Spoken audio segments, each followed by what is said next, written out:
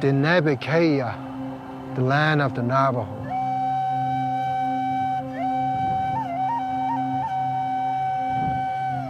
Our people believe that they came from the ground and we live in the fourth world.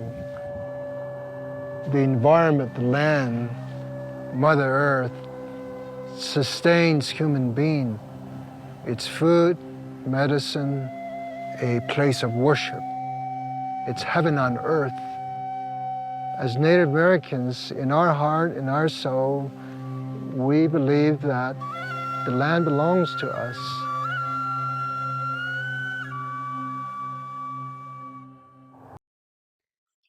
Native Americans and the United States have always had a tenuous relationship.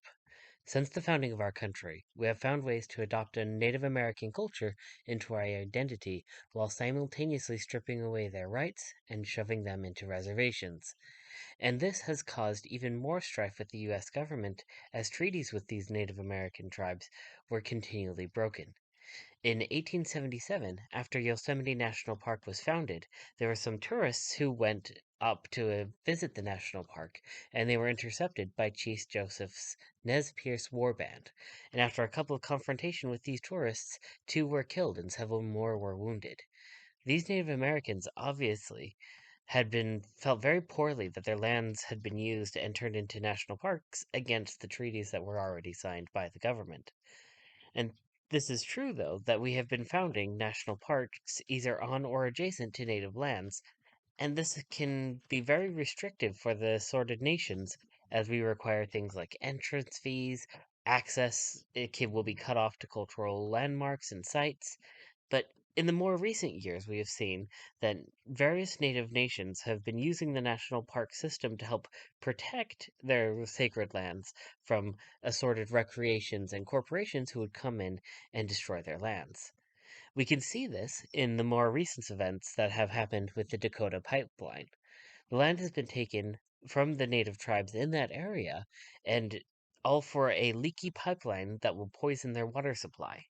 So now we can see in different parts of the country with the Navajo Nation, then in Utah, you have Bears Ear National Park, which has been established after much effort on the Navajo Nation, where they're able to preserve their sacred sites against corporations who want to come in and build oil wells over their cultural foraging lands. And the Navajo Nation is much more educated on how to protect and safeguard those lands.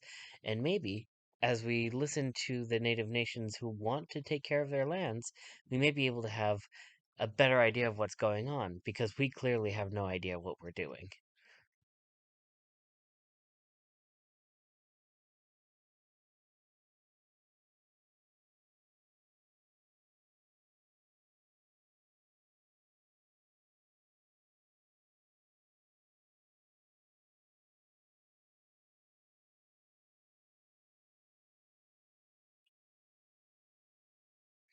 As we can see from the clip that we just watched, there is a vast difference in understanding about local ecosystems and the lands the natural parks encompass in between the Western perspective and that of native nations. So let's go ahead and see a even more drastic example of this in the documentary of the Grizzly Man, where we have one man go out and try to be a bear in the name of conservation, as opposed to the perspective of the native nations who live around the bears, but not with them.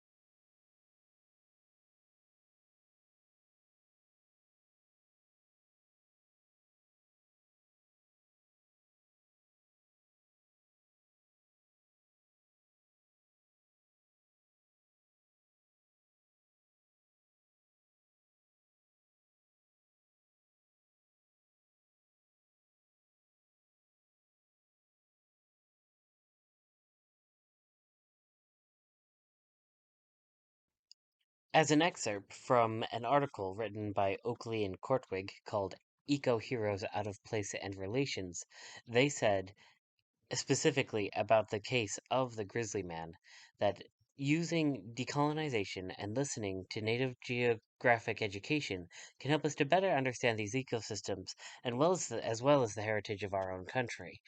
And I firmly believe that as well, that as we take a step back and take a look at our heritage and as ourselves as a people, we can better understand ourselves if we learn what geographic education that the native nations have to teach us. We hope to see a continuing practice of the Navajo traditional ways of life. What the Navajos are doing to protect their own heritage also protects our heritage, and that's why we all need to work together to make this happen. Aboriginally, this is our home. Our ancestors, our grandfathers lived there. The Navajo have taken the lead in this effort, and they're doing it in their own interests, but they're doing it for all of us as well.